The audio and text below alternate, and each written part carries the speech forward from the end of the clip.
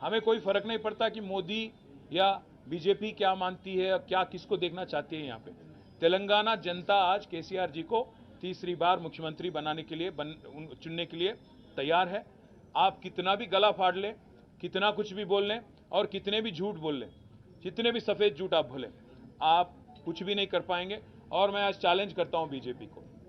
पिछली बार जो चुनाव हुए थे तेलंगाना में 2018 में, आपके 105 विधानसभा के कैंडिडेट की डिपॉजिट जब्त हो गई, जमानत जब्त हो गई थी।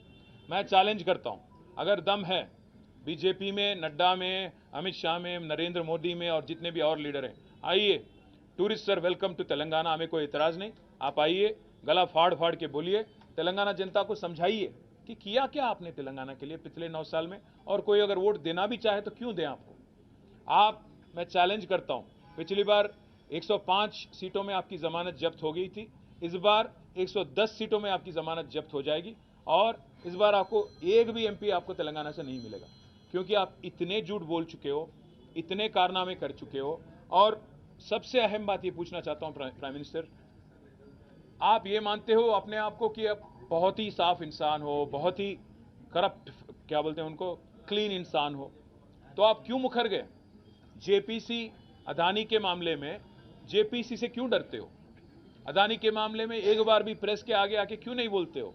जब श्रीलंका की गवर्नमेंट ने खुद कहा कि वो दबाव में उनको लाया गया भारत सरकार की तरफ से, प्राइम मिनिस्टर मोदी ने खुद श्रीलंका प्रेसिडेंट को बोला कि आपको एक 6000 करोड़ वाला कॉन्ट्रैक्ट अदानी को देना है, क्यों आप आज तक नहीं क्लैरिफाई करते हो? क्यों आप बोलते नहीं हो? अरे किसी को डरा के धमका के जो काम चलाने की तरीका आपने सीखा है, मैं प्रधानमंत्री जी आपसे कहता हूं, ये तेलंगाना में ना चलेगी। आपकी जितने भी यहाँ पे साजिशें हैं, आपकी जितने भी यहाँ पे कोशिशें हैं, सारे के सारे नाकाम रहेंगे।